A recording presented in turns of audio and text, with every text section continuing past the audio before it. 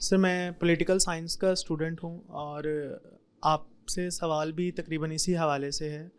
آپ نے اپنی کتب میں جو اسلام کا اصول حکومت بیان کیا وہ امرہم شورا بینہم کے اصول پر استوار کیا اور اسی کو آگے لے کر چلے اپنی کتب میں. لیکن پچھلے سال آپ نے اسلام کی جو پہلی سول وار تھی اس کے اوپر ایک پوری سیریز شائع کی اور ایک نیا اصول جو اس میں ہمیں شاید غالباً دیکھنے کو ملا وہ متغلب کی حکومت کے حوالے سے تھا کہ وہ کیسے قیام پذیر ہوتی ہے اور اس کے جواز کا کیا فتویٰ ہے.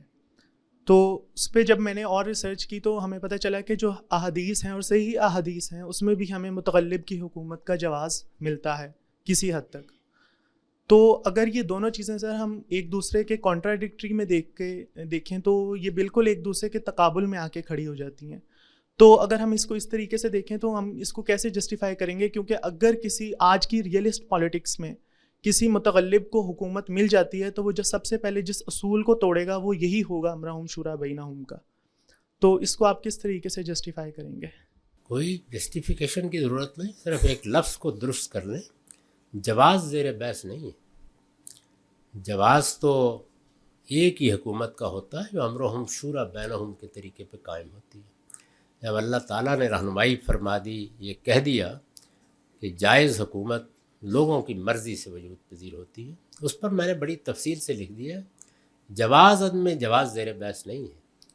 ابھی میں نے ایک سوال کا جواب دیا کہ بعض چیزوں کو اللہ نے ممنوع قرار دیا ہے، بعض عبادات ہم پر فرض کی ہیں، تو انسان انفرادی حیثیت سے کسی اضطرار میں مبتلا ہو جاتا ہے.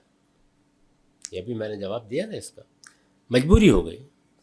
یعنی ہم ایک ایسی جگہ ہیں جہاں اللہ تعالیٰ نے جس چیز کے کھانے سے منع کیا اس کے سوا کوئی چیز میسر ہی نہیں ہے. جان پر بنائی، مال پر بنائی، آبرو پر بنائی، تو اضطرار کا اصول ہے.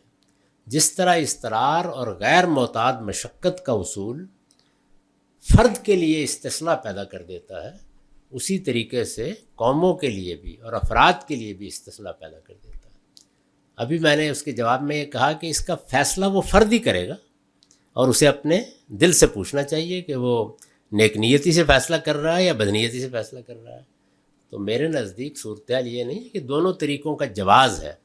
صورتحال یہ ہے کہ اگر اللہ تعالیٰ کے تجویز کردہ طریقے پر عمل کرنا ممکن نہ رہے، اس میں غیر معتاد مشقت پیدا ہو جائے، تو پھر کیا کرنا چاہیے؟ پھر کیا متغلب کی حکومت کے خلاف جھنڈا لے کے کھڑے ہو جانا چاہیے؟ یہ جواب. تو اس لیے اس کو آپ کنٹرڈکشن میں نہیں لے جا سکتے. لیا ہوا ہے لوگوں نے، یعنی سعودی عرب میں موجود ہے، متغلبین ہی کی حکومت ہے. انہوں نے باقاعدہ فتح کیا اس علاقے کو اور آج سے 1.25 صدی پہلے حکومت قائم کر لی.